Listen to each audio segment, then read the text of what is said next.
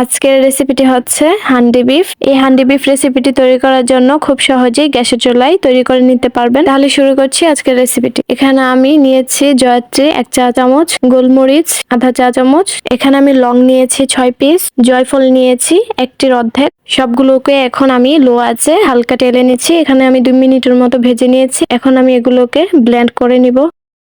মাটির একটি পাত্র নিয়েছি। আমি 1 কাপ পেঁয়াজ কুচি ব্লেন্ড করে নেওয়ার পর আধা কাপ পেঁয়াজ পেস্ট হয়েছে। রসুন বাটা দিয়েছি 1 চা চামচ, আদা বাটা দিয়েছি 1 চা চামচ, হলুদের গুঁড়ো দিয়ে দিলাম 1 চা চামচ, জিরা গুঁড়া 1 চা চামচ, মরিচ 1 টেবিল চামচ, লবণ 1 চা চামচ, সরিষার তেল 1/3 কাপ। আমি প্রথমে যে গরম মশলাটি তৈরি করে রেখেছিলাম ওগুলো দিয়ে দিচ্ছি। 1 টেবিল চামচ পরিমাণে মশলাগুলো দিয়ে দিচ্ছি। সবগুলো মশলা উপকরণ এখন আমি একটি চামচের সাহায্যে মিশিয়ে নিচ্ছি। মশলা প্রণালী রেডি। এখন আমি একটি ঢাকনা দিয়ে ঢেকে এক সাইড করে রেখে দিচ্ছি। এখন চুলায় একটি মাটির হাঁড়ি বসিয়ে দিয়েছি। দিয়ে দিচ্ছি আধা কাপ পরিমাণে সরিষার তেল, এখানে দিয়ে দিচ্ছি 1 কাপ পরিমাণে পেঁয়াজ কুচি। এখন আমি স্পঞ্জ দিয়ে নেড়েচেড়ে দিয়ে দিচ্ছি 3 পিসের মতো দারচিনি, 5টা এলাচ, দিয়ে দিচ্ছি 2 পিস তেজপাতা। আমি এভাবে ছোট টুকরো করে কেটে দিচ্ছি।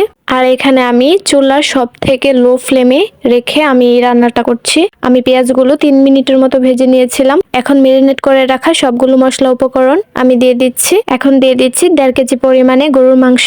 গরুর মাংসের পরিবর্তে খাসির মাংস অথবা ভেড়া, মোরগ অথবা হাঁস আপনারা যে যার পছন্দ মতো রান্না করে নিতে পারেন। মাটির হাঁড়িতে আমার মাংসগুলো দিয়ে দেওয়া হয়ে গেছে। এখন আমি স্পঞ্জ দিয়ে নেড়ে চেড়ে মশলার সাথে মাংসগুলো মিশিয়ে নিচ্ছি, ভালো করে মিশিয়ে নিচ্ছি। দিয়ে দিচ্ছি 4টে কাঁচামরিচ। এখানে আমি ফালি করে দেইনি, কাঁচামরিচের ফ্লেভারটার জন্য আমি এভাবে দিয়ে দিচ্ছি। আর আস্ত রসুন দিয়ে দিচ্ছি। আমি চারপাশে আস্ত রসুনগুলো ভালোভাবে বসিয়ে দিচ্ছি। বসিয়ে দেওয়া হয়ে গেছে। এখন আমি স্পঞ্জ দিয়ে ভালোভাবে নেড়ে চেড়ে দিচ্ছি হালকা। আর এখন দিয়ে দিব 1 কাপ পরিমাণে পানি। সব শেষে দিয়ে দিচ্ছি 4টে শুকনো মরিচ। এখানে আমি শুকনো মরিচের ডাটা সহ দিয়ে দিচ্ছি, যেন শুকনো মরিচের বীজগুলো বের না হয়ে যায়, এতে করে ঝালের পরিমাণ বেড়ে যেতে পারে। তাই আমি এভাবে দিয়ে দিলাম। এই রেসিপিটি রান্না করার জন্য আমার সবগুলো উপকরণ দিয়ে দেওয়া হয়ে গেছে। এখন আমি ঢাকনা দিয়ে ঢেকে দিচ্ছি। আমি একটি আটার খামির তৈরি করে নিয়েছি। আমি এখানে 1 কাপ পরিমাণে আটা নিয়ে তারপর পানি দিয়ে এভাবে নরম একটি খামির তৈরি করে নিয়েছি। এখন আমি ঢাকনার সাইড দিয়ে আমি ভালোভাবে ব্লক করে দিয়েছি, যেন হাঁড়ির ভিতরের ভাপটা যেন বাইরে না চলে আসে। আর মাঝে মাঝে হাঁড়িটা এভাবে নেড়ে চেড়ে দিতে হবে 10 থেকে 15 মিনিট পর পর। আমি দমে সবটা রান্না করে নিব।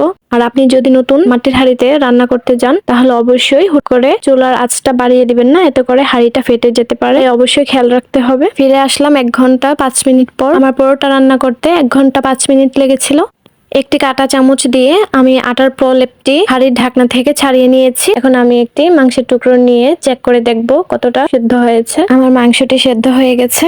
ঢাকনা খুলে নেওয়ার পর আমি এখানে 2 মিনিটের মতো জাল করে নিয়েছিলাম। এখন আমি চুলা অফ করে হাঁড়িটি নামিয়ে নিব। আর অবশ্যই চেষ্টা করবেন সরিষার তেল দিয়ে রান্না করতে, এতে করে রেসিপিটি অনেক স্বাদের হয়। এখন পরিবেশনের পালা। এখন একটি মাটির প্লেট নিয়েছি আর এতে আমি ভুনা খিচুড়ি নিয়েছি। চাইলে আপনারা রুটি অথবা পোলাও ভাত অথবা সাদা ভাতের সাথে পরিবেশন করে নিতে পারেন, চাইলে এমনিও খেতে পারেন। ভুনা খিচুড়ির সাথে আমি 1 চির লেবু নিয়েছি, 2 চা চামচ জলপাই আচার নিয়েছি। আশা করছি আমার আজকের রেসিপিটি আপনাদের কাছে ভালো লেগেছে। ভালো লেগে থাকলে অবশ্যই কমেন্ট করে জানাবেন, লাইক দিতে ভুলবেন। যারা এখনো ফলো বাটনটি প্রেস করেননি অবশ্যই প্রেস করে দিবেন। আজ এই পর্যন্তই। সকালে ভালো থাকবেন, সুস্থ থাকবেন। আল্লাহ হাফেজ।